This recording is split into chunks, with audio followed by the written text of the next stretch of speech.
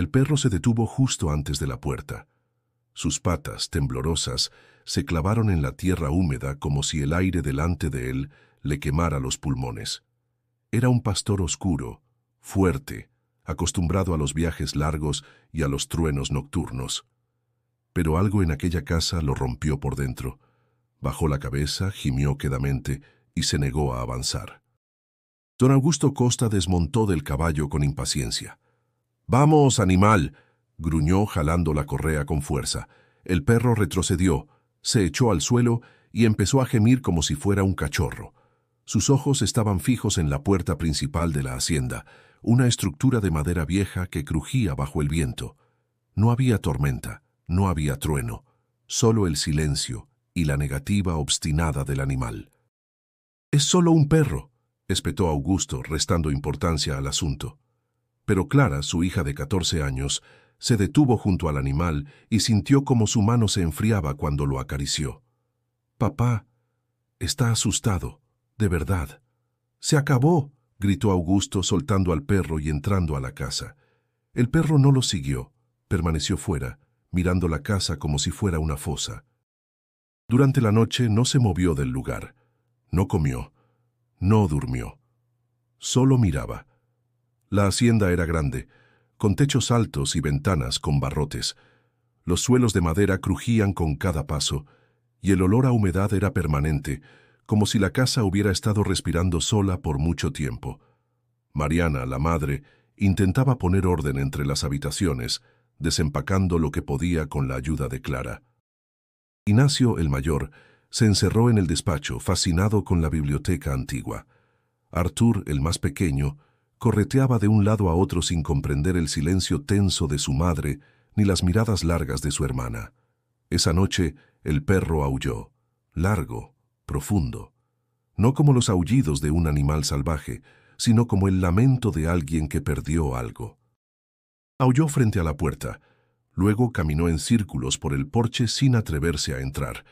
Clara fue a verlo, con una linterna de aceite. El perro la miró, se echó en el suelo y empezó a rascar con desesperación la tierra cerca del umbral. Al día siguiente, marcas de garras aparecieron en la madera de la puerta. «Está inquieto por el cambio». «Los animales lo sienten», dijo Mariana, tratando de convencerse más que a los demás. «Tonterías», dijo Augusto. «Es un simple animal. Necesita disciplina». Pero por las noches el perro ladraba hacia los rincones de la casa. Nunca entraba. Se quedaba en los bordes, como si un muro invisible le impidiera pasar. En una ocasión, Artur trató de arrastrarlo dentro con un trozo de carne. El perro gimió, soltó la comida y huyó hacia el bosque cercano. Desde entonces dormía debajo del alpendre, con los ojos abiertos. Ladraba con más fuerza cuando alguien se acercaba a la puerta trasera. Clara empezó a notar que el perro reaccionaba siempre que alguien cruzaba ciertas habitaciones, especialmente el corredor que conectaba el despacho con el comedor. Una noche, mientras Clara se lavaba las manos, escuchó un ruido. Un pequeño crujido casi imperceptible que venía del suelo del pasillo. Se asomó y no vio nada. Pero el perro afuera comenzó a gruñir, furioso. Ella corrió a la ventana y vio que estaba mirando fijamente hacia el despacho. No había nadie allí. Las velas estaban apagadas. Todo en silencio. Al día siguiente, Ignacio le confesó que también había oído cosas raras en la biblioteca. «Susurros», dijo. «Como voces, pero bajitas, como si estuvieran dentro de mi cabeza». «¿Y qué dicen?». «No lo sé, pero me ponen la piel de gallina». Clara no supo qué responder. Desde que llegaron todo se sentía desplazado, como si la casa estuviera llena, aunque nadie más viviera con ellos. Y el perro lo sabía desde el principio. Si estás intrigado por esta historia, no olvides suscribirte al canal para no perderte lo que viene. Las cosas apenas empiezan a ponerse inquietantes, y lo peor, aún no ha llegado. La hacienda Costa era imponente pero envejecida. Las paredes mostraban grietas ocultas bajo capas de pintura, y los techos rechinaban incluso sin viento. A pesar de su tamaño, no era una construcción nueva. Augusto la había comprado por una suma irrisoria, una ganga que despertó sospechas en su esposa desde el inicio. «Nadie vende una propiedad así por tan poco», murmuró Mariana mientras colgaba ropa en el patio trasero. «La fortuna sonríe al que se arriesga», respondió Augusto, siempre pragmático, sin mirar atrás. El pueblo más cercano estaba a varias leguas. Pocos se atrevían a pasar por el sendero que llevaba hasta la hacienda. Los escasos trabajadores contratados por Augusto abandonaron sus funciones tras la primera semana, alegando enfermedades o excusas sin sentido. Un día, simplemente no regresaban. Uno de ellos, un hombre viejo llamado Damião, dejó una advertencia escrita en el suelo de tierra junto al galpón. «La tierra se cobra lo que se entierra». Augusto mandó borrar las palabras sin siquiera leerlas. Clara, curiosa por naturaleza, se adentró en el pueblo durante un viaje breve a comprar aceite. Allí, entre murmullos y miradas huidizas, escuchó fragmentos que calaron en su alma. «Esa casa ya mató a muchos. Dicen que ahí se escuchan los gritos de los que ya no están. El patrón anterior desapareció sin dejar rastro. Y antes de él, otro más». Cuando Clara intentó preguntar directamente, una anciana le tomó la mano con fuerza. Tenía la piel curtida, los ojos húmedos y una voz que parecía cargada de siglos. «No duermas cerca del pozo, niña. La tierra allá no duerme». Clara se apartó confusa y corrió de regreso. No le dijo nada a su padre, pero desde entonces algo en su pecho comenzó a pesar. Esa misma noche, Ignacio bajó corriendo del segundo piso, pálido como un muerto. «Lo vi», gritó. «Juro que lo vi». Mariana intentó calmarlo, pero él estaba fuera de sí. Había estado en el despacho hojeando un viejo libro cuando, al levantar la mirada al espejo del salón contiguo, algo lo sobresaltó. Había una figura parada detrás de mí. No se movía, no respiraba, pero estaba ahí. La vi con claridad. No era mi reflejo. No era nadie de esta casa. Augusto lo reprendió con severidad. «Basta de cuentos infantiles», bramó. «Aquí no hay fantasmas ni maldiciones». Pero Clara lo creyó, porque esa misma tarde había sentido lo mismo, una presencia a sus espaldas mientras recogía agua del tonel. No lo dijo en voz alta, no aún. El ambiente comenzó a cambiar. La comida se echaba a perder con rapidez. El pan recién horneado se llenaba de hongos al día siguiente. El agua en los cántaros despedía un olor metálico, y hasta el aire parecía más denso, más caliente, más opresivo. Mariana comenzó a tener dolores de cabeza persistentes. Ignacio se volvió irritable. Arthur, por su parte, dormía mal, hablaba en sueños y se quejaba del hombre que camina en el techo. Augusto se mantenía firme, negando todo. «Esto es el campo, la humedad, los animales. No hay misterio». Pero durante las madrugadas, el perro ladraba con furia hacia el ala oeste de la casa. Siempre el mismo lugar. Nadie se atrevía a ir allí de noche. Clara, al mirar por la ventana, sentía que los árboles parecían inclinarse hacia la casa, como si quisieran cubrirla o atraparla. Días después, Clara fue al fondo del terreno y descubrió una estructura olvidada, cubierta de maleza y ramas secas. Parecía una construcción circular, con piedras viejas en forma de borde. Al tocarlas notó que vibraban, como si algo dentro aún respirara. No dijo nada a nadie, pero esa noche volvió a soñar con la anciana del pueblo, que ahora le hablaba con una voz extraña. «El agua no es para beber, el pozo no es para mirar». Al regresar al interior de la casa, Clara notó que el perro había empezado a rasgar la tierra justo frente a esa área. Cada noche excavaba un poco más, como si intentara llegar a algo que nadie más debía tocar. Cuando Augusto lo vio, lo espantó a gritos. «¡Maldito animal! ¿Qué haces ahí?». El perro huyó hacia la mata, pero sus ojos, antes de desaparecer entre las sombras, reflejaban algo más que miedo, reflejaban conocimiento, como si él supiera, como si siempre hubiese sabido, y Clara, por primera vez, deseó tener el valor de preguntarle. Clara se despertó sudando. el corazón martillando su pecho como si hubiera corrido kilómetros. Era la tercera noche seguida que soñaba con la misma figura. Una mujer vestida de blanco, delgada como un hilo de sombra, con el rostro oculto tras un velo sucio. Sus labios no se movían, pero su voz sonaba clara dentro de la cabeza de Clara. «Tú no eres culpable, pero tampoco estás a salvo», se lo dijo la primera vez, y luego volvió a aparecer. En los sueños posteriores, la mujer solo repetía nombres. Algunos eran conocidos: Artur, Mariana, Ignacio. Otros eran extraños: Rosalina, Bento, José Domato. Al despertar, Clara los recordaba con una nitidez perturbadora. Los días en la hacienda se hacían más pesados.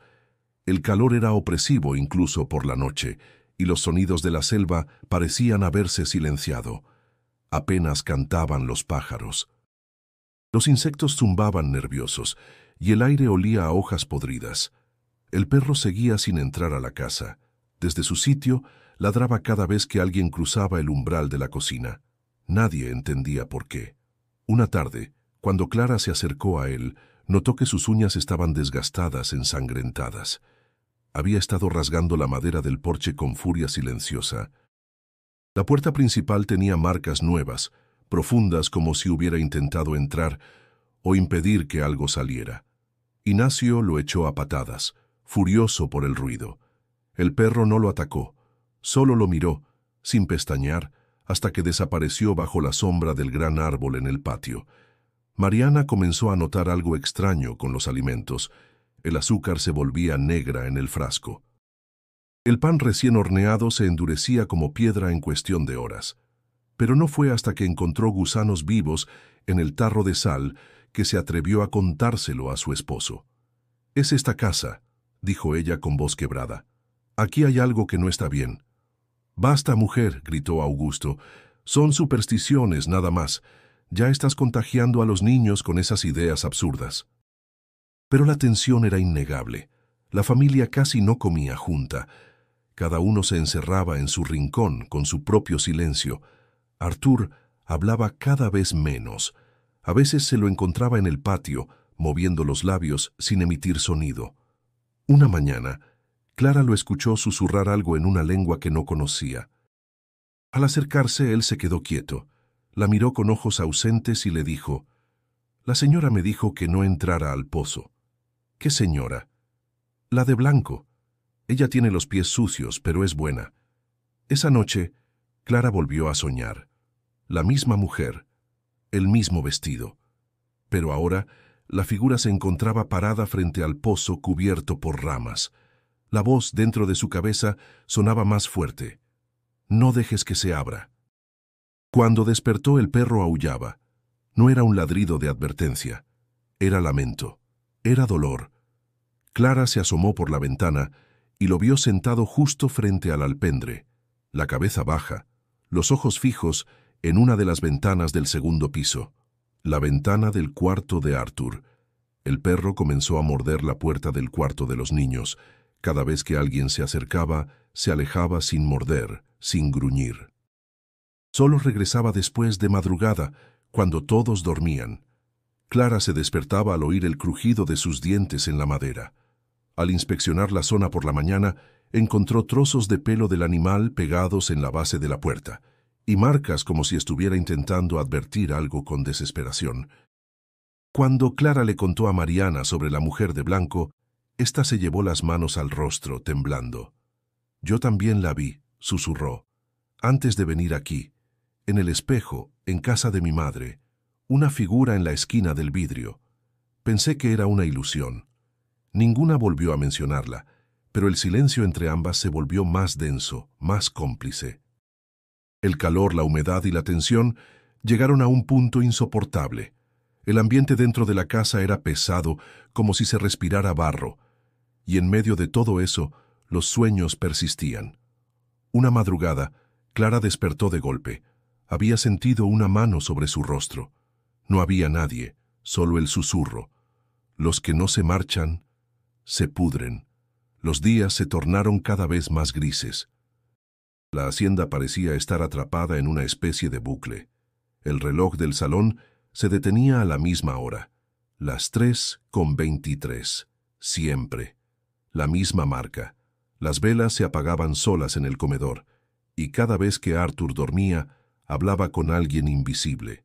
El perro afuera ya no ladraba, solo lloraba, y Clara, por primera vez en su vida, deseó estar en cualquier otro lugar del mundo.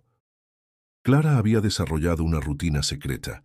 Cuando todos dormían, se levantaba con una vela encendida, recorría los corredores oscuros y bajaba al sótano que había descubierto bajo una trampilla en la despensa. Allí, entre polvo, telarañas y cajas podridas por el moho, encontró algo que no parecía pertenecer a su tiempo. Un diario antiguo, con la tapa de cuero raído y hojas amarillentas escritas a mano. La caligrafía era elegante, firme, pero no brasileña. Clara no reconocía del todo las palabras. Algunas estaban en portugués arcaico, otras en una mezcla de símbolos que parecían africanos. El nombre en la primera página era claro: Ceferina. Las primeras líneas hablaban de los días de oscuridad, del dueño blanco y del pacto de sangre. Clara sintió un escalofrío al leerlas. Ceferina había sido una esclava, y por lo que relataba, no había muerto en libertad. La habían enterrado viva junto a los otros en la boca que no debe abrirse. Clara no necesitó preguntar dónde quedaba esa boca. El pozo. Por la mañana, Clara regresó al lugar. El pozo estaba oculto entre ramas secas, hojas podridas y raíces gruesas. No se veía profundo. De hecho, estaba completamente tapado con una tapa de madera antigua, reforzada con clavos de hierro y piedras alrededor. Parecía más una tumba que una fuente de agua. Se arrodilló frente a él y colocó el diario sobre la tapa. No sabía qué esperaba sentir, pero algo se movió en el aire. El viento sopló de pronto hacia dentro del bosque, como si algo respirara hacia el interior de la tierra. Clara cerró los ojos. Escuchó una voz, breve, lejana. Abrió los ojos de golpe. No había nadie. Esa noche, Clara se enfrentó a Augusto. Le mostró el diario. Le habló de Ceferina, del pozo, de los nombres que aparecían también en los sueños. Pero él se negó a escucharla.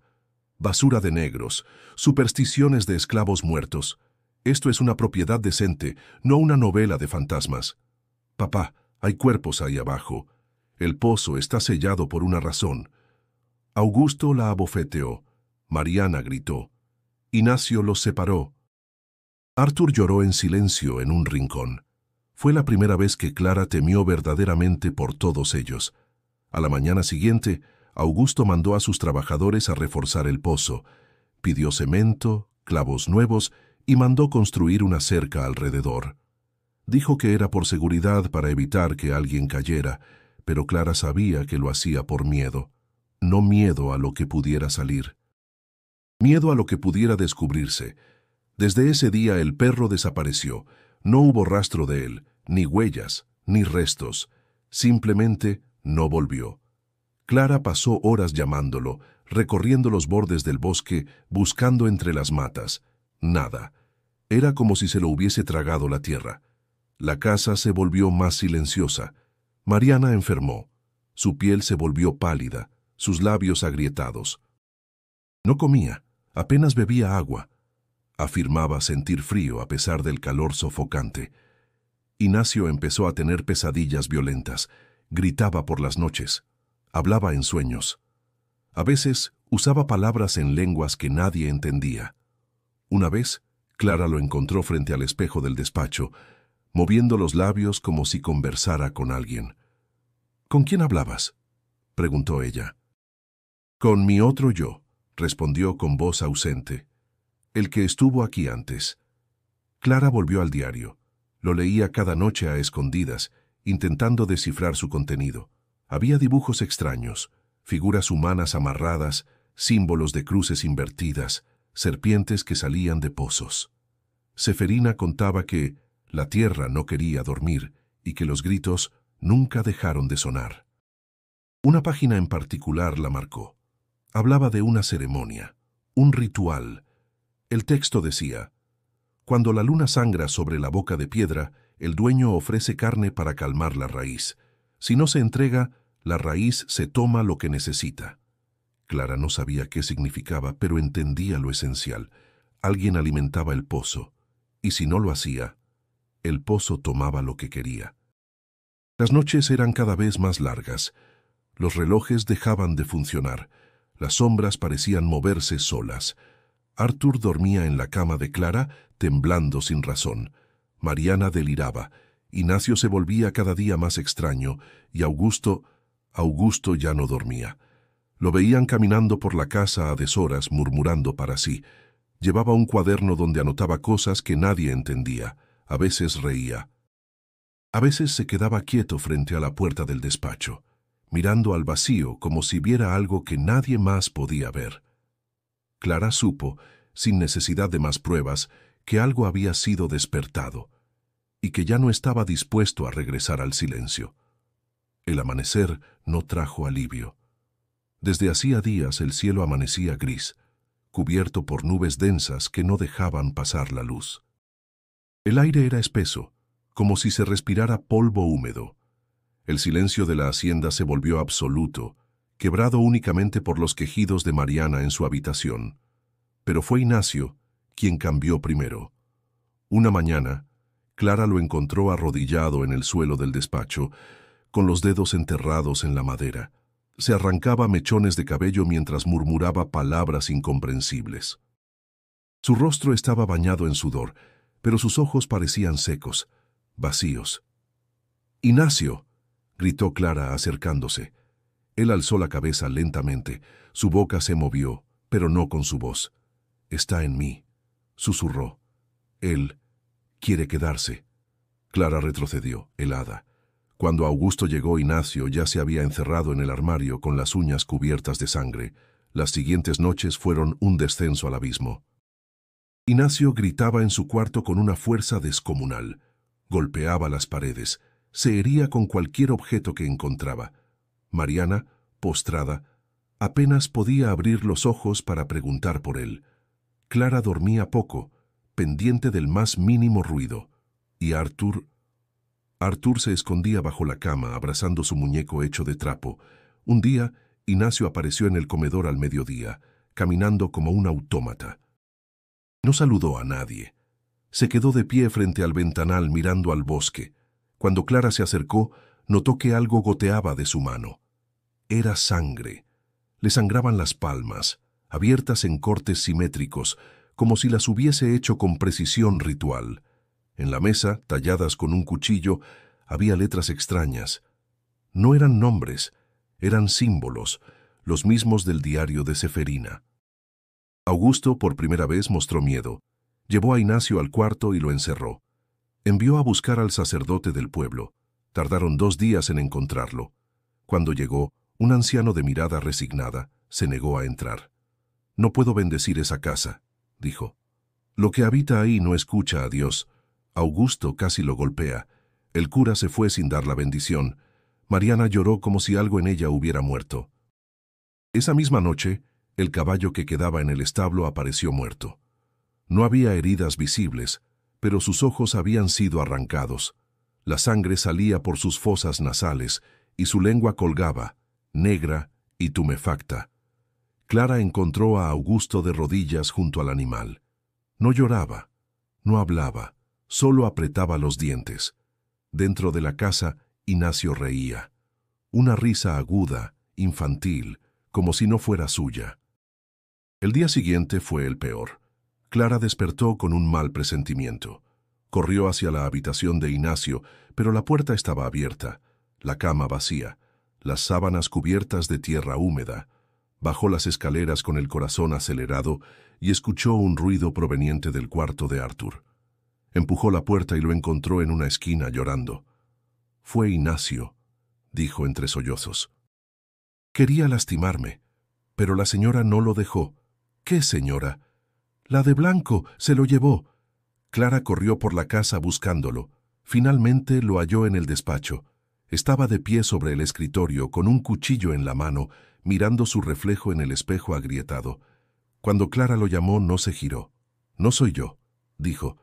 Soy el que vino antes. Se arrojó hacia Clara con el cuchillo en alto. Ella gritó. Cayó al suelo. Logró levantar el brazo justo a tiempo para bloquear el golpe. El filo le cortó la piel, pero no logró herirla de gravedad. Ignacio forcejeó con fuerza sobrehumana, pero Clara, en un impulso desesperado, le arrojó una lámpara de aceite encendida al rostro. El fuego no lo alcanzó, pero el susto lo derribó. Cayó al suelo, convulsionando. Augusto llegó y lo sujetó con ayuda de Clara. Tuvieron que amarrarlo con sábanas al marco de la cama. Esa noche, nadie durmió. Mariana entró en estado de silencio total. Ya no hablaba, no comía, solo miraba al techo con los ojos apagados. Augusto se encerró con una botella de aguardiente. Artur no se separó de Clara en ningún momento. E Ignacio no volvió a hablar con su voz. En el cuaderno de Ceferina, Clara encontró una frase que no había notado antes, escrita con tinta corrida. Cuando el que porta el nombre se quiebra, ya no se puede cerrar la grieta. Y entonces entendió. La grieta ya se había abierto. Clara no supo en qué momento se quedó dormida, ni cómo logró conciliar el sueño. Solo recordaba haber cerrado los ojos un instante, con Artur abrazado a su costado, y luego oscuridad. Pero no era un sueño normal. Estaba parada en medio del bosque, descalza, con la luna teñida de rojo flotando sobre su cabeza. El suelo respiraba bajo sus pies como si palpitara. Frente a ella, inmóvil, estaba la mujer de blanco. Esta vez, sin velo, su rostro era hermoso, pero triste. Su piel oscura como la noche, su voz, dentro de la cabeza de Clara. Ya lo abriste. La grieta habla, la sangre lo llama. Clara intentó hablar, pero no pudo. Tu padre desató lo que no entendía, continuó Ceferina. Él pensó que podía tomar sin dar, y ahora la deuda pasa a ti. La mujer alzó una mano y señaló hacia el fondo del bosque. Clara giró la vista y vio cuerpos colgando de los árboles. Cuerpos de mujeres, niños, hombres, todos con los ojos abiertos, vacíos, mirándola. Un zumbido le taladró los oídos. Si no se corta el ciclo, la tierra devorará a todos. Clara despertó gritando. La vela se había apagado. Artur dormía profundamente, y desde el pasillo se oía un leve crujido, como pasos lentos. Cuando Clara abrió la puerta, no había nadie. Solo el eco de algo que acababa de marcharse. Bajó las escaleras. El ambiente estaba frío, demasiado frío. Las paredes sudaban agua. Al pasar junto al salón, sintió que algo la observaba desde el espejo. No miró. Corrió hasta el cuarto de su madre. Mariana yacía inmóvil. Sus labios se movían apenas como si rezara en silencio. «Mamá», susurró Clara, «¿estás despierta?» «Ella volvió», murmuró Mariana. «Ella está en la casa». Al día siguiente, Clara trató de mantener a Artur cerca, pero él insistía en salir al jardín. Decía que la señora quería enseñarle algo. Cuando Clara le prohibió ir, él le mostró una hoja de papel arrugada, cubierta de símbolos como los del diario de Ceferina. «¿De dónde sacaste esto?» «La señora me lo dio. Me dijo que lo dibujara». Clara lo quemó esa misma tarde. Esa noche, objetos comenzaron a moverse por sí solos. Las sillas crujían sin ser tocadas. Las velas parpadeaban aunque no hubiera viento. La puerta del despacho se abría cada tanto, sin que nadie la tocara. El espejo, agrietado, ya no reflejaba lo que debía. En una ocasión, Clara pasó frente a él y vio a su madre de pie detrás de ella, aunque Mariana seguía acostada en su cama. Las manifestaciones aumentaron. Retratos en las paredes comenzaron a gotear un líquido negro, espeso. La madera del piso se agrietaba en la madrugada, como si alguien caminara bajo ella. Ignacio, atado al marco de la cama, reía y lloraba al mismo tiempo, como si algo se disputara su mente. Clara no soportó más. Tomó el diario y buscó respuestas. En una de las últimas páginas, Ceferina narraba un episodio similar. El aire no era aire. La luz no era luz. El hogar se volvió tumba. Y el que no escuchó pagó con sangre de hijo. Clara cerró el diario y fue hasta la habitación de su padre. Augusto estaba sentado en una silla, mirando al vacío. Tenía en las manos un rosario, pero no rezaba. «Papá, la casa está maldita. No es una metáfora, no son delirios, lo sabes. Lo sabes desde antes de venir». Él no respondió. «Tú sabías de la historia, del pacto, del pozo». Augusto cerró los ojos con fuerza, como si la verdad le doliera físicamente. «No pensé que se cobraría así. Me dijeron que era simbólico, un sacrificio menor, una ofrenda, solo una vez». «¿Quién te dijo eso?» «Un hombre en Minas, uno que compró otra hacienda así. Él prosperó. Dijo que era un precio justo por la tierra fértil. Me dio el contacto». «¿Y tú lo hiciste?», gritó Clara. «¿Tú abriste el pozo?». Él no negó. «Era solo tierra, solo tierra». Clara lo miró con repulsión. «La tierra llora, papá. Llora por los muertos. Llora por Seferina». Esa noche Clara volvió a soñar con ella. La mujer de blanco caminaba por el pasillo de la casa, dejando huellas de sangre en el suelo. Al pasar junto a los retratos, estos lloraban. Al llegar al cuarto de Ignacio, se detuvo. Lo miró desde la puerta y dijo una palabra. Pronto. Cuando se volvió hacia Clara ya no tenía ojos. Su rostro era una máscara hueca, su voz, la de cientos de voces mezcladas. Lo que se siembra, se cosecha. Y Clara despertó, esta vez, con un solo pensamiento en la cabeza. Ya no podían quedarse allí. El aire dentro de la hacienda se volvió irrespirable. El olor a tierra mojada mezclado con algo más, fermentado, viejo, putrefacto, se filtraba por cada rendija, por cada rincón. Las paredes parecían sudar y los cristales de las ventanas estaban siempre empañados, como si la casa estuviera viva, enferma y transpirando fiebre. Clara sabía que no podían seguir allí. Mariana no hablaba más. Ignacio, aunque atado, murmuraba frases incomprensibles que a veces sonaban como oraciones antiguas. Artur tenía pesadillas constantes. Y Augusto estaba cada vez más distante, como si su alma hubiera empezado a despegar del cuerpo. Clara lo confrontó de nuevo. «¿Qué fue lo que hiciste?». Augusto no respondió al principio. Solo bebía, mirando el fuego débil en la chimenea. Su rostro estaba demacrado. No se había afeitado en días, los ojos hundidos. «Lo heredé», dijo al fin. «No fui el primero». «¿Heredaste qué?». «Un pacto». Clara se quedó quieta. Esperó. «Cuando compré la hacienda, me encontré con el notario. Me entregó una caja de madera vieja. Dentro había documentos y una carta. Era del dueño anterior. Decía que la tierra era fértil, pero que necesitaba mantenerse alimentada, que no bastaba con sembrar, que debía honrarse el suelo. Pensé que era un código, algo simbólico». «¿Y lo cumpliste?». «Lo intenté», dijo bajando la voz. «Una noche, cuando llegamos, llevé una gallina al pozo, vertí sangre, como decía el texto.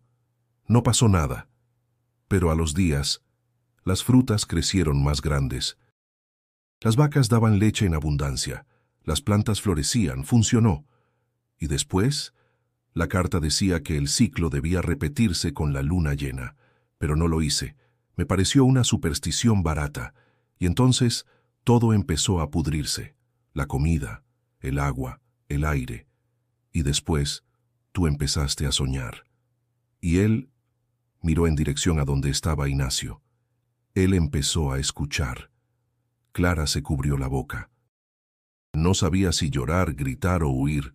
¿Qué dice exactamente ese pacto? Augusto se levantó con dificultad. Fue hasta el despacho y sacó una hoja doblada muchas veces.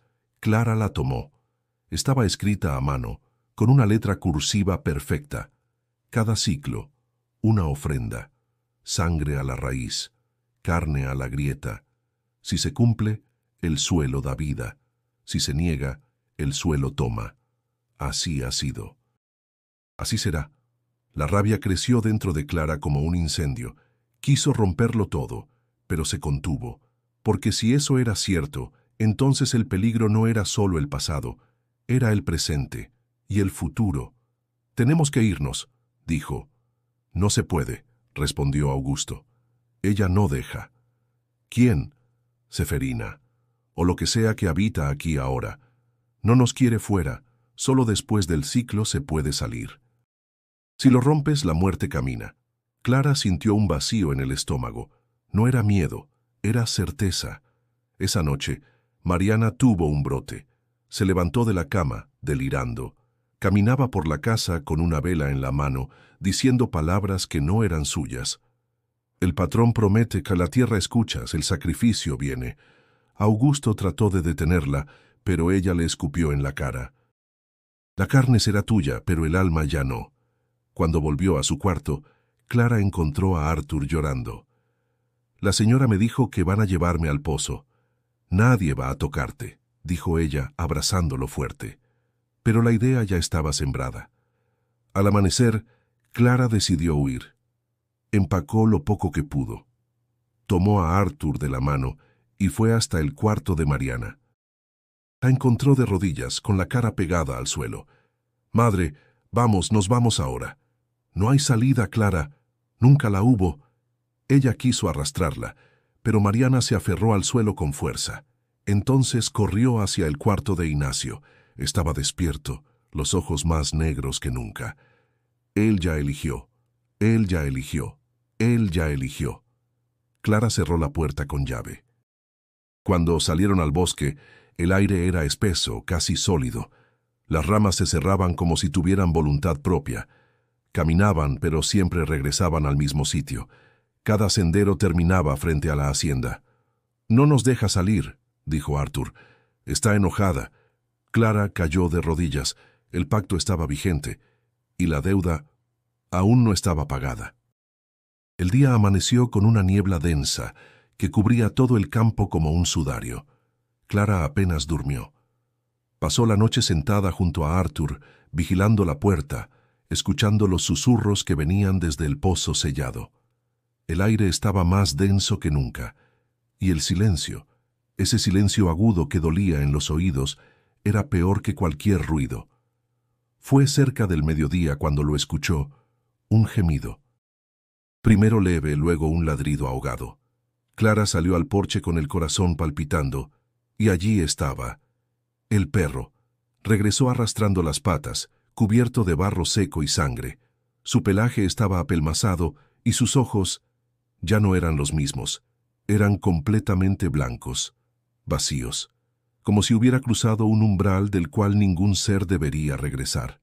Clara cayó de rodillas. «No puede ser».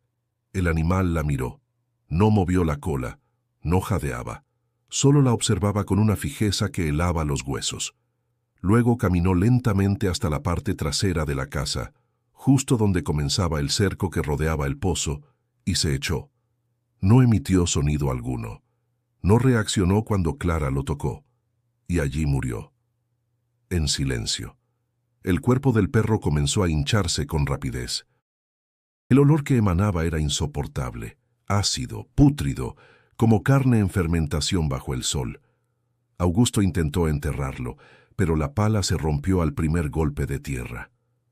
«La tierra no quiere», dijo Clara sin mirar a su padre. «Es un animal muerto, nada más». Él sabía, siempre supo. Clara lo envolvió en un saco viejo y lo colocó frente al altar improvisado que había armado semanas atrás con imágenes de santos y flores secas. Mariana no dijo una palabra, solo miraba el cadáver con una expresión vacía. Esa noche, Clara volvió a escuchar los pasos, lentos, arrastrados, pero esta vez no venían del pasillo. Venían desde abajo. El suelo vibraba, las paredes crujían. El reloj del salón, detenido desde hacía días, comenzó a moverse por sí solo, pero las agujas giraban al revés. A las 3:23, Arthur desapareció. Clara se despertó con el corazón latiendo al máximo. Tocó la cama a su lado, vacía. Corrió escaleras abajo, gritando su nombre. Mariana no se movió. Ignacio seguía atado, riendo como un loco. Augusto estaba dormido sobre una silla, con una botella vacía en la mano. Pero Artur no estaba. Clara buscó por toda la casa. Gritó, lloró, suplicó. Cuando llegó al patio, lo vio. El cerco del pozo estaba roto. Las piedras que lo sellaban habían sido removidas. La tapa de madera estaba entreabierta. Y justo frente al borde, en el barro húmedo, estaban las huellas pequeñas de los pies descalzos de Artur. Clara sintió que el alma se le deshacía. No había rastros de él dentro, solo oscuridad. Un pozo negro que parecía no tener fondo. Gritó su nombre hasta que la voz se le quebró. «Artur, Artur». Nada, ni un eco, ni una señal. De pronto, el aire cambió. El viento sopló con una violencia repentina. Las puertas de la casa se abrieron de golpe. Las ventanas estallaron. El altar con los santos cayó al suelo y las velas se apagaron todas al mismo tiempo. Una voz emergió desde el pozo. No era una voz humana. Era el sonido de muchas gargantas mezcladas como un coro de lamentos ancestrales. No dijo palabras. Solo emitió un sonido seco, agudo, imposible de describir, que hizo sangrar la nariz de Clara. Corrió hasta la casa, tambaleándose, empapada en sudor frío. Allí estaban todos los retratos, todos ellos llorando. Gotas negras, espesas, descendían por los marcos. Las figuras en las fotos se habían distorsionado. Sus ojos eran manchas oscuras. Algunas sonreían, otras lloraban. Una de ellas tenía la cara de Artur. Clara cayó de rodillas frente al espejo del pasillo. «¿Qué quieren?», gritó. «Llévenme a mí. Déjenlo ir». En el reflejo, la mujer de blanco apareció detrás de ella. Su rostro sin ojos, su vestido sucio, una mano sobre el hombro de Clara. «Aún no», susurró. «Primero, el juicio». Clara entendió que lo que había empezado con un simple ladrido ahora la arrastraba por completo. El perro había regresado para advertir, para cerrar el círculo, y con su muerte se había abierto la grieta final. La casa ya no estaba maldita. La casa era la maldición. El sol no volvió a salir. Durante 3 días, el cielo permaneció cubierto por una neblina densa, marrón, que parecía tragarse la luz. La hacienda Costa, aislada entre la maleza y los ecos del pasado, había perdido todo sentido de tiempo. El calendario en la pared marcaba el mismo día. El reloj del salón giraba sin dirección, y Augusto ya no era Augusto. Se había encerrado en el despacho con el cadáver del perro, cubierto con un saco ahora ennegrecido por la putrefacción.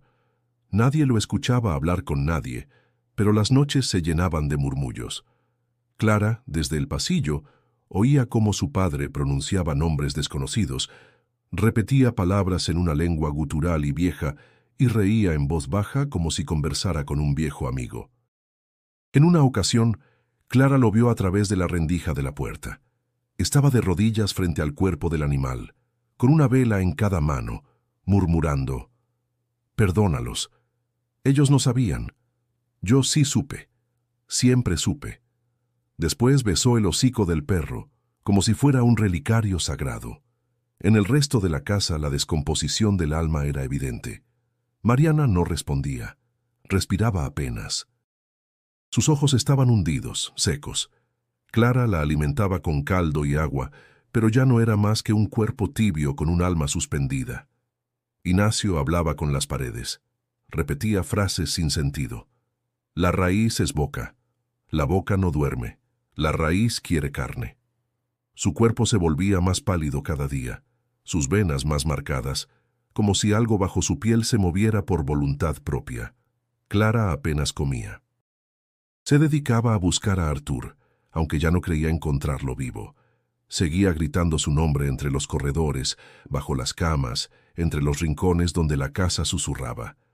Cada vez que se acercaba al pozo, escuchaba su risa, pero ya no era infantil.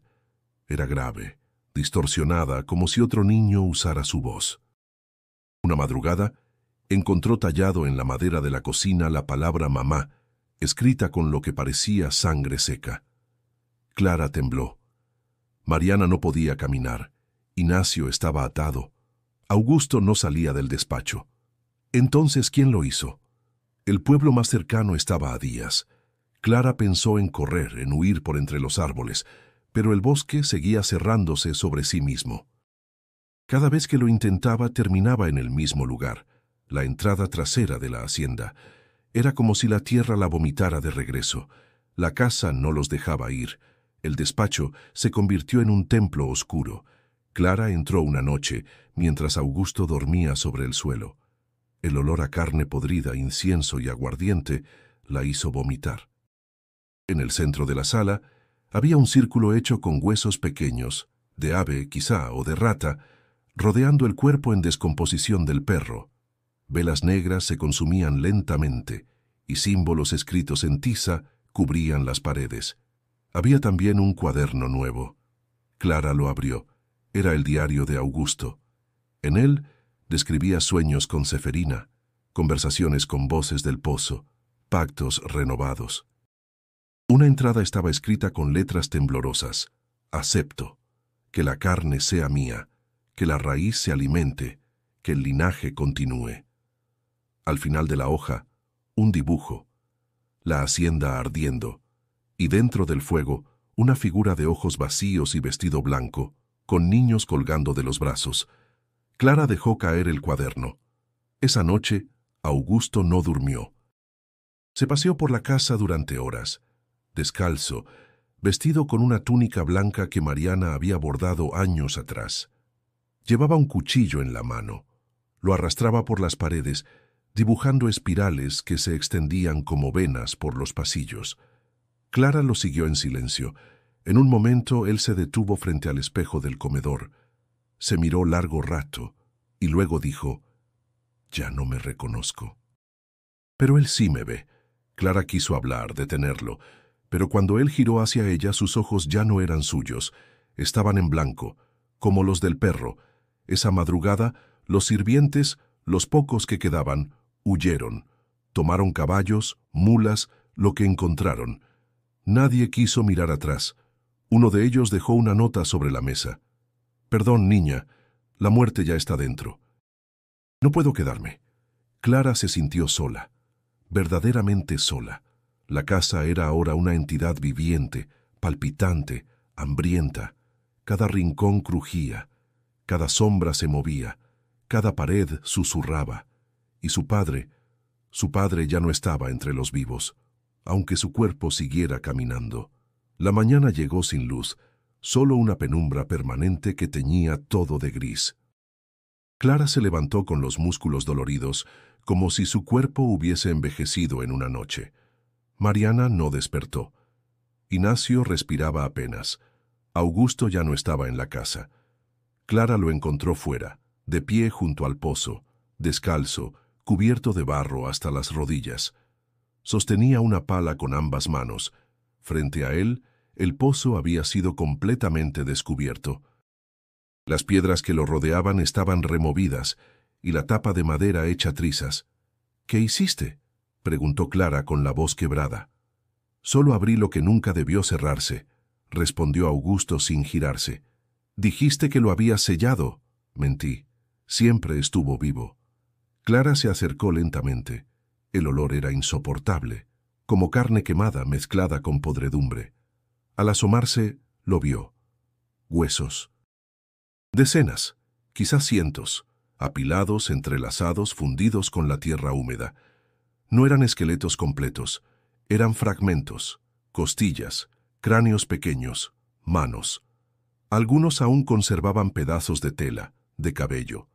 Clara sintió que el corazón se le detenía. «Niños», murmuró. «Mujeres». «La tierra no olvida», dijo Augusto. «Solo espera». Clara cayó de rodillas. El aire dentro del pozo parecía moverse, vibrar, susurrar en un idioma imposible. Cerró los ojos. Y entonces la vio. Ceferina. No en carne, no como espectro, sino como recuerdo impreso en la tierra. Estaba encadenada, rodeada por hombres blancos con antorchas. La empujaban hacia el pozo, mientras ella cantaba con voz firme. No suplicaba, no lloraba, solo cantaba. Un canto viejo, profundo, como una plegaria que abría grietas en el suelo. Uno a uno, los demás esclavos eran lanzados, mujeres, niños, ancianos. A todos les tapaban la boca con barro. El pozo los devoraba en silencio. «Los sellaron con sus cuerpos», dijo Clara sintiendo las palabras más que oyéndolas. «Para callarlos, para borrarlos», pero la tierra no aceptó el silencio. Al abrir los ojos estaba sola. Augusto ya no estaba junto al pozo, la pala caída. Las huellas llevaban de regreso a la casa. Clara la siguió corriendo. Dentro, el caos había estallado. Mariana yacía en el suelo del pasillo cubierta de sangre. No había gritado, no había luchado. Su rostro estaba en paz, casi sereno, como si hubiera sido liberada. Ignacio estaba en el comedor, liberado de sus ataduras, cantando el mismo canto que Ceferina entonaba en la visión. Sus ojos estaban abiertos, pero no veía. Movía las manos en el aire, dibujando símbolos invisibles. Augusto estaba en el salón principal, de rodillas frente al espejo, hablando con su propio reflejo. «He cumplido», decía. «La deuda está saldada. Tomadme». Clara no lo detuvo, no gritó. Solo lo observó mientras tomaba el cuchillo ceremonial del altar y se abría el pecho de un tajo, cayendo sin un sonido, como si el suelo lo absorbiera. Entonces, el espejo explotó. Miles de fragmentos llovieron sobre el salón. La casa entera vibró. Las paredes crujieron. El suelo tembló. Desde el pozo, un grito sordo emergió, grave, imposible de reproducir con voz humana. Clara cayó al suelo. Sangre en los oídos, mareo, náusea, pero también claridad. Sabía lo que debía hacer. Caminó hasta el pozo. Llevaba una cuerda, una lámpara de aceite y el diario de Ceferina. Amarró la cuerda a un árbol cercano y descendió. No sabía por qué, solo que tenía que hacerlo.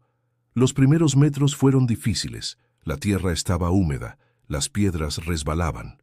El aire era casi sólido, pero siguió. Más abajo, más profundo, hasta que llegó al fondo. No estaba sola. Decenas de ojos la observaban desde la oscuridad. No eran humanos, eran presencias, dolores, memorias. En el centro, sobre un montículo de huesos, había una figura, pequeña, agazapada. Artur. Él giró lentamente, su rostro sucio, sus ojos apagados. Pero al verla, algo en él titiló. «Hermana», susurró. «No quería venir». Ella me llamó. Clara corrió a él, lo abrazó con fuerza. Sintió que su cuerpo aún estaba tibio. «Vámonos, ahora, antes de que sea tarde». Pero antes de subir, colocó el diario de Ceferina sobre el montículo. Lo roció con aceite. Encendió la mecha. El fuego se extendió rápido. Humo, gritos, risas. Y entonces el suelo comenzó a temblar de verdad. Clara subió con Artur a cuestas. Al alcanzar la superficie, el pozo colapsó. La tierra se cerró como una herida antigua. El aire se aclaró. Las sombras se dispersaron. Y por primera vez en semanas, el cielo dejó pasar un rayo de sol. El silencio tras el derrumbe del pozo fue absoluto. No era un silencio natural. Era una pausa, como si el mundo entero contuviera el aliento. Clara sostenía a Artur en brazos, cubiertos ambos de tierra, ceniza y miedo. La casa seguía en pie, pero ya no era la misma. Las paredes habían dejado de crujir, el aire se sentía distinto. Sin embargo, algo no estaba bien, algo no había terminado. Esa noche, Clara soñó de nuevo, pero no fue un sueño como los anteriores. Fue algo más, una separación del cuerpo, un descenso.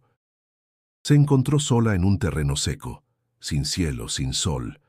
El suelo era gris, las sombras se movían sin fuente. Frente a ella, una fila interminable de figuras humanas la observaba en silencio. Mujeres, hombres, niños, todos cubiertos de barro, todos con los ojos cerrados. En el centro estaba Ceferina.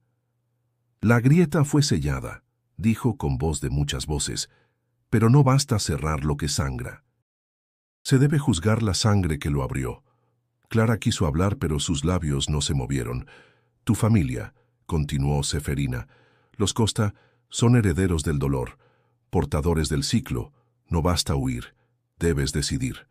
Frente a ella aparecieron dos figuras. A un lado Mariana, su madre pálida con una sonrisa leve, envuelta en un manto blanco. Al otro Arthur, su hermanito, con los ojos abiertos esperando. La raíz exige equilibrio, dijo Ceferina. Uno vivirá, el otro quedará. La grieta no se cierra sin precio. Clara sintió un nudo en el alma. Quiso correr, quiso gritar, pero las figuras del juicio solo la observaban. No puede ser, pensó. Ya sufrimos suficiente. Ceferina extendió la mano. Una antorcha apareció entre ellas. Clara la tomó. Frente a ella una puerta se abrió, hecha de huesos y barro. Dentro un altar de piedra. La decisión es tuya. Clara despertó jadeando. Estaba de pie en el salón principal. Arthur dormía sobre el sofá. A su lado, el aire vibraba levemente. Una sombra estaba de pie en la esquina, inmóvil, la figura de su madre. No tenía rostro. «Mamá». La figura extendió la mano. Clara retrocedió. «¿Qué quieres?». Entonces recordó. El sueño, la antorcha, el juicio, y lo comprendió. La maldición no terminaba con cerrar el pozo. La sangre debía equilibrar la balanza. Un último sacrificio, no impuesto por el pacto, sino por el legado. Al día siguiente, Clara salió al patio trasero con Arthur. El sol volvía a filtrarse entre las ramas. El aire era más fresco, pero la casa aún vigilaba. Ya no con rabia, sino con expectación. «Vamos a irnos, ¿sí?», le dijo a su hermano. Él asintió. Estaba débil, pero respiraba con normalidad. Clara le entregó una flor seca. Era una de las que Mariana había cultivado cuando llegaron. Arthur la miró largo rato. «¿Mamá vendrá con nosotros?». Clara no respondió. Esa noche, Clara volvió al sueño. Ceferina ya no estaba en el centro. Ahora eran los rostros los que hablaban, las figuras de barro, sus ojos abiertos, sus voces como una sola. La carne no escapa a su sombra, pero puede redimir. ¿Qué eliges? Clara caminó hacia el altar. Sobre él, dos piedras, una blanca, una negra. Debía dejar una.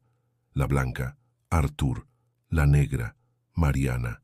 Con lágrimas que ardían, extendió la mano y eligió. Al despertar, el cuerpo de Mariana ya no estaba en el pasillo. Ni rastro de sangre, solo una flor blanca en el suelo, y en la pared, escrita con barro seco, «La raíz acepta». Clara cayó de rodillas. No lloró, no gritó, solo sintió una paz profunda, terrible, como si el alma le hubiera sido arrancada con dulzura. Arthur despertó al amanecer, más fuerte, más vivo. Corrió hacia Clara y la abrazó. No preguntó por su madre, como si supiera, como si la hubiera despedido en sueños. La casa estaba en silencio. El ciclo, por fin, había sido detenido. Por ahora. El amanecer era distinto. Clara lo sintió al abrir los ojos. No era el mismo sol opaco, filtrado por la niebla. Era una luz nueva, cálida, pero también extraña, como si la tierra despertara luego de un largo y profundo sueño. Clara sabía que no podían quedarse más. La hacienda estaba muda, exhausta, pero viva. Había sido testigo de demasiadas muertes, demasiados secretos enterrados bajo sus cimientos. No había nada más que rescatar, solo quedaba una última acción. «Vamos a terminar con esto», susurró mientras ayudaba a Arthur a levantarse. Recorrieron la casa juntos, habitación por habitación. Clara recogía cosas pequeñas, objetos simbólicos, el retrato de Mariana, una manta bordada, una vela aún encendida sobre el altar. Arthur no hablaba, pero seguía cada paso como si supiera lo que iba a ocurrir.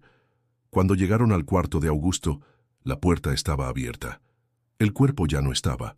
Solo un rastro de ceniza marcaba el suelo donde había caído. En la pared con carbón, alguien o algo había dibujado un círculo. dentro del cual había un símbolo que Clara reconoció del diario de Ceferina, el sello de la raíz. Esa tarde, Clara preparó el fuego. Derramó aceite por el suelo, desde el comedor hasta el despacho, cruzando la sala, subiendo por las escaleras. Cada gota caía con el peso de una memoria. Cuando encendió la primera mecha, el fuego tardó unos segundos en reaccionar, como si dudara, como si esperara la última señal. Entonces Clara se volvió hacia la casa por última vez y dijo en voz alta: «Aquí termina el ciclo, que la tierra descanse, que los muertos duerman». Y la llama prendió. El incendio fue rápido.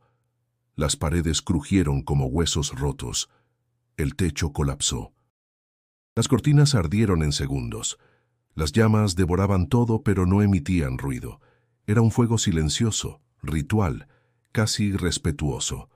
Clara y Arthur observaban desde el campo, tomados de la mano. El humo se alzaba como una columna negra que tocaba el cielo. Pero dentro del humo, Clara vio algo más: figuras. Primero Ceferina, alta, digna, rodeada de otros como ella. Detrás, los niños del pozo. Las mujeres enterradas, los hombres encadenados, todos en silencio. Y al final, Mariana. La madre de Clara la miró con dulzura. Llevaba flores en el cabello y los pies descalzos. «Gracias», susurró con una voz que no podía oírse con los oídos, solo con el alma. Después se dio la vuelta y caminó hacia las sombras. Cuando el fuego cesó, solo quedaron brasas. La hacienda Costa era ahora una extensión de tierra negra y humeante. No quedaba nada reconocible. Clara no lloró. Tomó la mano de Arthur y caminó con él hasta la linde del bosque. «¿A dónde vamos?», preguntó él. «Donde la tierra no tenga memoria», respondió ella. Y comenzaron a andar. Nadie en el pueblo creyó la historia. Dijeron que la hacienda fue alcanzada por un rayo, que los Costa desaparecieron en la selva. Algunos afirmaban haber oído gritos aquella noche, otros vieron figuras entre las llamas, pero nadie investigó. Nadie se atrevió a subir hasta el terreno maldito. Las raíces crecieron rápido. En semanas el bosque cubrió los restos. El pozo se selló por completo con piedras nuevas y raíces que se entrelazaban como dedos. Donde antes hubo gritos, ahora solo quedaba el canto lejano de los pájaros. Clara y Arthur vivieron escondidos durante meses. Cambiaban de pueblo constantemente, sin hablar de su origen. Ella trabajaba limpiando casas, él ayudaba en el mercado. Con el tiempo, sus ojos dejaron de mirar atrás. Pero en cada noche sin luna, Clara sentía un temblor en el pecho, como si algo aún la recordara, como si una raíz invisible la conectara al pasado, y aunque dormía tranquila, siempre dejaba una vela encendida cerca de la cama, por si acaso. La historia de la familia Costa se desvaneció como el humo entre los árboles, pero la tierra nunca olvida del todo. El tiempo pasó, como una llovizna lenta sobre la memoria. Las estaciones cambiaron. Los árboles cubrieron los rastros de ceniza. La selva volvió a crecer, como si la tierra quisiera borrar con urgencia aquello que había presenciado. Pero el pueblo no olvidó. Las historias circulaban en voz baja, en el mercado, en las iglesias, en las cocinas humildes. La hacienda Costa ardió sola. Los gritos venían del pozo. La niña Clara era bruja. El niño, un ofrecido que escapó. Nadie tenía pruebas, solo palabras envueltas en miedo. Cuando los primeros curiosos intentaron subir por el antiguo camino, se perdieron. La vegetación cerraba el paso. Animales salvajes acechaban. Algunos decían que escucharon cantos antiguos entre los árboles. Otros que vieron figuras cubiertas de barro observándolos desde la espesura. Y así, el acceso fue abandonado de nuevo. Años después, un grupo de inversores llegó a la región. Traían planos, promesas de modernidad. Querían construir un resort ecológico sobre las ruinas. No creían en supersticiones, rieron de las advertencias de los ancianos. Trajeron maquinaria, derribaron árboles, despejaron caminos. Dijeron que la historia de los Costa era solo eso, una historia. Encontraron el terreno cubierto de raíces profundas, tan entrelazadas que ni con hachas podían cortarlas. Al excavar para hacer los cimientos, las máquinas se averiaban solas, los operarios se enfermaban, uno desapareció. Otro se arrojó al río gritando que algo lo perseguía bajo tierra. El proyecto fue cancelado en silencio. Los papeles se archivaron, los mapas fueron borrados, y la hacienda Costa volvió a dormir bajo la vegetación. Mientras tanto, Clara vivía lejos, en un pueblo del norte con casas de madera y calles de tierra. Nadie conocía su pasado. Trabajaba en la biblioteca local. Artur asistía a la escuela, callado, aplicado. Pero la herida no cerraba. Cada vez que alguien hablaba de sus raíces, Clara tensaba la mandíbula. Cada vez que escuchaba cantos en dialectos africanos, sentía un escalofrío. Y por las noches, aún dejaba una vela encendida. Un día Artur llegó a casa con una pregunta. ¿Tú crees en fantasmas? Clara lo miró largo rato antes de responder. Creo en lo que no se ve, y también en lo que se repite. Él asintió como si lo supiera desde siempre. No pasó mucho antes de que llegaran las cartas. Cartas sin remitente, con sobres marrones, olor a humedad. Dentro, recortes de periódicos. Nueva familia compra terrenos en zona rural. Misteriosas desapariciones en hacienda antigua. Investigan sonidos extraños en casa abandonada. Clara leía en silencio. Artur no preguntaba, hasta que una mañana lo encontró mirando un mapa. ¿Qué haces? Busco, el lugar donde pasó todo. No debemos volver. No yo. Entonces, ¿quién? Él señaló una mancha oscura en el mapa, un punto rodeado de nada. Ese sitio ya eligió a su próximo huésped. Clara comprendió, con dolor, que el ciclo podía ser sellado, pero no destruido. Que la maldición no residía solo en la tierra, sino también en la memoria de los hombres. Siempre habría alguien que querría lo que no entendía. Siempre habría quien cavaría demasiado profundo. Y la raíz siempre espera. En el pueblo, una niña empezó a tener sueños. Veía una mujer de blanco parada bajo un árbol. Escuchaba nombres que no conocía. Un perro negro la observaba cada noche desde la puerta de su casa. Nadie le creyó, hasta que dejó de hablar, y una noche desapareció. Los vecinos buscaron, gritaron su nombre entre la maleza. No hallaron rastro. Solo huellas pequeñas que llevaban al bosque, y en la entrada del antiguo camino, alguien colocó una cruz. Encima, tallada con cuchillo, una frase: «La tierra aún tiene hambre». 30 años después, los árboles seguían siendo los mismos, altos, enmarañados, espesos. El sendero hacia la antigua hacienda Costa ya no figuraba en los mapas, pero alguien lo encontró. Una familia joven, padre, madre, 2 hijos, buscaba un nuevo comienzo. Habían comprado el terreno por una suma ridícula. Nadie preguntó por qué. El agente inmobiliario solo dijo: «Está abandonado, pero tiene potencial». No mencionó la historia. No habló del fuego, tampoco del pozo. La tierra por fuera parecía fértil. El clima, generoso. El silencio, acogedor. El lugar ideal para empezar de nuevo. Desde el primer día, el perro no quiso entrar. Era un mestizo de pelaje dorado, juguetón, fiel.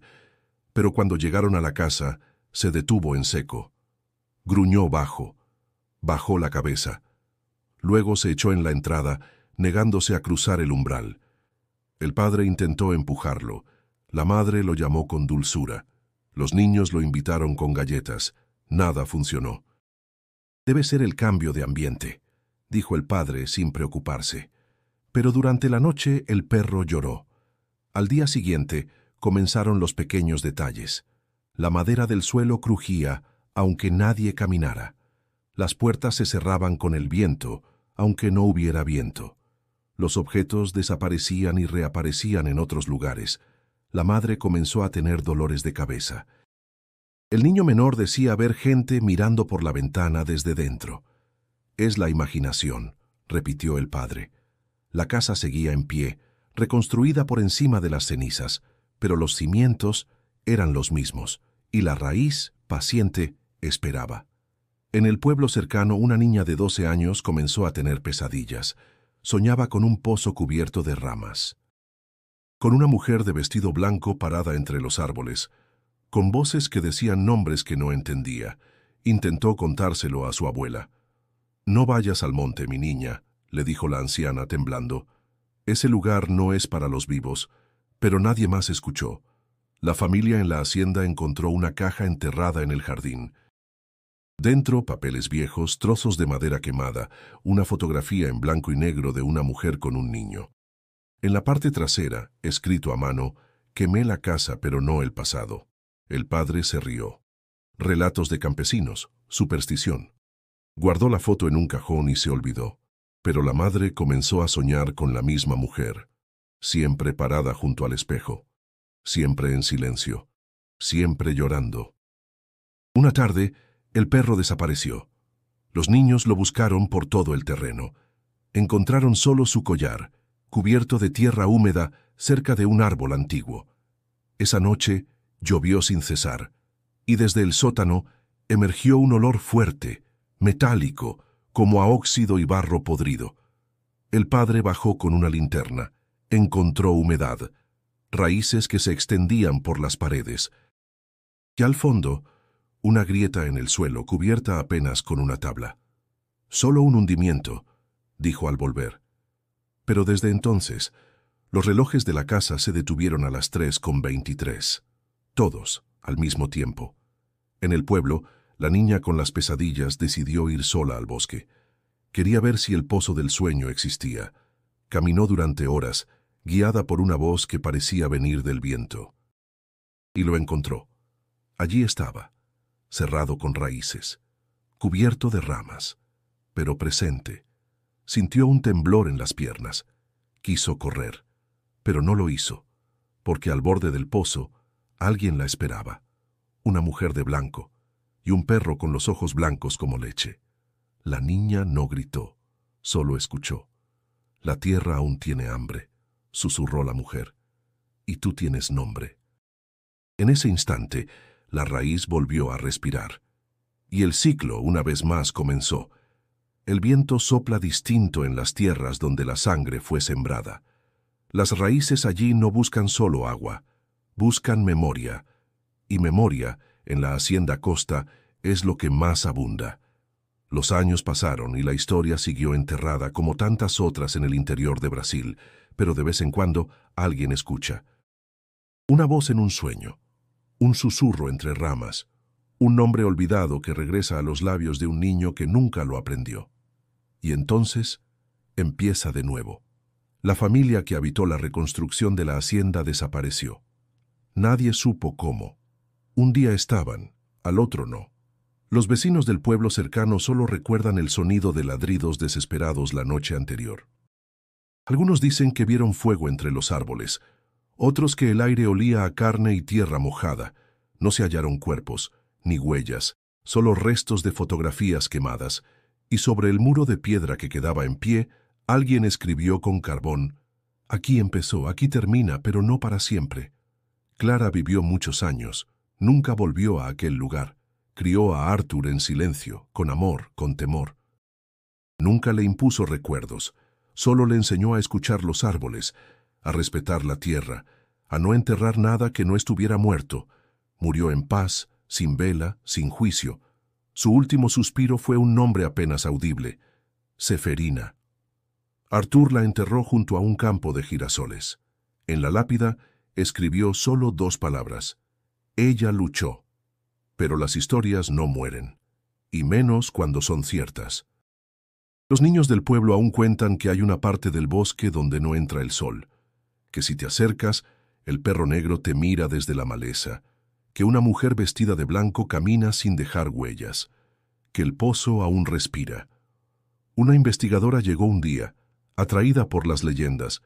Viajó desde lejos convencida de que todo era folclore. Grabó entrevistas, tomó fotos, escribió notas. Quería un libro, una tesis, algo académico, pero cuando caminó por el sendero que nadie usaba, se detuvo al ver al perro. No ladró, solo la miró. Y ella entendió. No escribió nada, dejó la libreta sobre una piedra y regresó a su país sin una palabra. Nunca volvió, porque quien ve la verdad ya no puede ignorarla. La tierra que sangra no perdona. La sangre que se derrama por avaricia no desaparece. El pacto sellado no se rompe con fuego ni con rezos, solo se adormece, y luego espera, y cuando alguien cava, la raíz recuerda. Una última historia circula entre los más viejos del lugar. Dicen que en noches muy calladas se puede oír a un niño cantando cerca del antiguo pozo. Una melodía suave, antigua, que no parece portuguesa, ni africana, ni indígena, solo es. Y después del canto viene el olor. Barro, hierro, algo más. Entonces los animales huyen, los relojes se detienen y el viento cambia de dirección. En el fondo del bosque, bajo ramas que nadie corta, una flor crece solitaria junto a la entrada del pozo. Una flor blanca, siempre fresca, como recién nacida, y sobre ella una nota amarrada con hilo rojo. Si estás leyendo esto, ya es tarde. Gracias por acompañarnos hasta el final de esta historia oscura y ancestral. Si esta historia te estremeció, suscríbete al canal para más relatos tan impactantes como este. Y no te vayas sin hacer clic en el video que aparece en pantalla. Allí otra verdad te espera, oculta entre raíces.